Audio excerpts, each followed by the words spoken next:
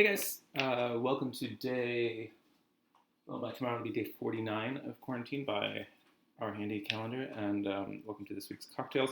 Um, so I was feeling that I was going a little easy on myself with some of the cocktails the last um, two batches. Those were really just kind of ones that I do all the time and that I'm really used to doing. So I wanted to try something a little different this week, and it may or may not work out. So we are going to do a drink called Smash the State. So it is a smash, which is a whole family of classic cocktail beverages. They don't get made that much anymore.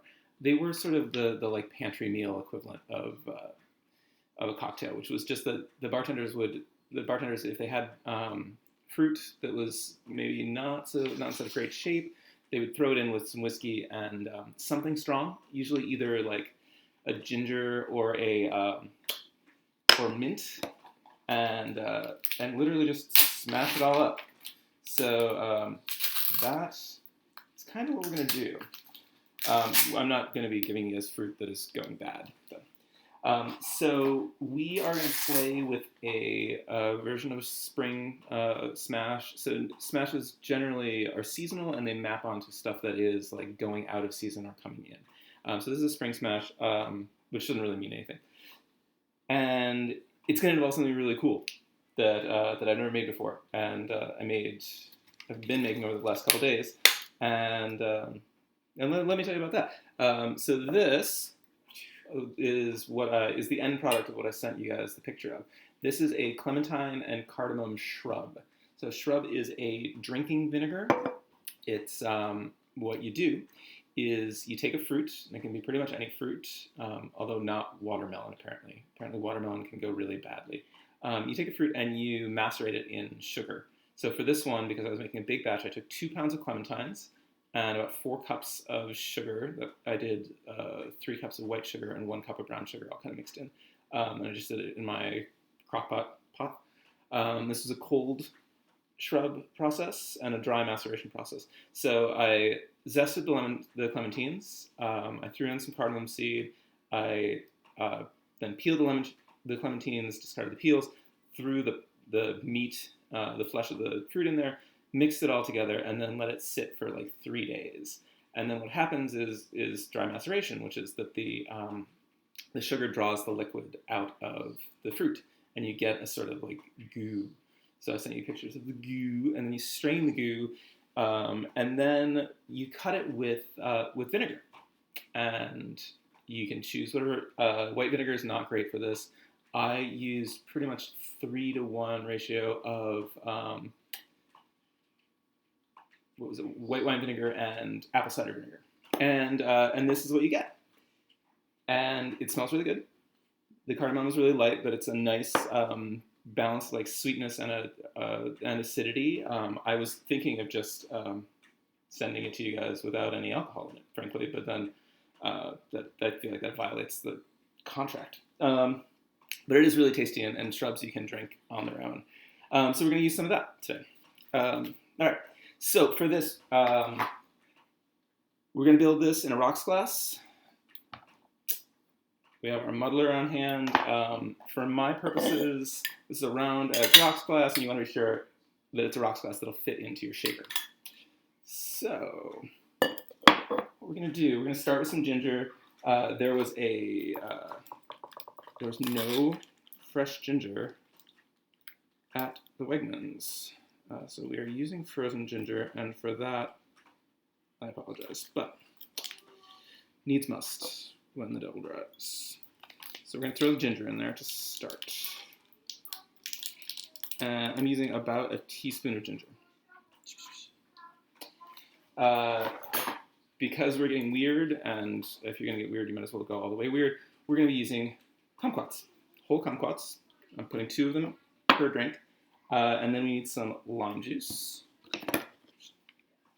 This drink calls for about 3/4 of an ounce, which is roughly what you're going to yield from a larger lime. So squeeze that in there.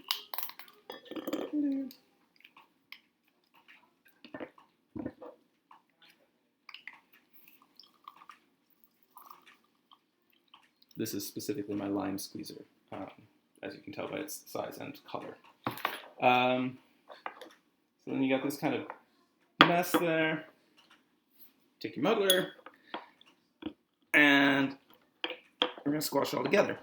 And you want to, I don't know how familiar you guys are with kumquats, but it is really like the peel is kind of integral to the taste profile. So you get it all in there together. All right, now we're gonna pack a glass of ice.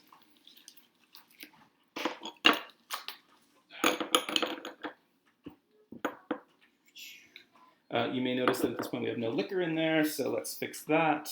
We're going to be using rye. You can make a smash with pretty much anything. There's some gin smash recipes out there.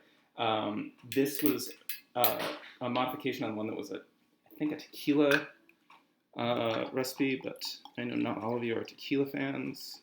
I'm not a huge tequila fan. So we're going to go 1.5 ounces of rye in there. And then we're going to go 1 ounce of shrub. So this shrub recipe that I found is an imitation or approximation of a, what is it called? It's Grand Room, it's like a substitute for Grand Marnier. And that's kind of, you can kind of get that smell on it, except it is completely non-alcoholic. All right, take all that and cap it in there, hold it on tight.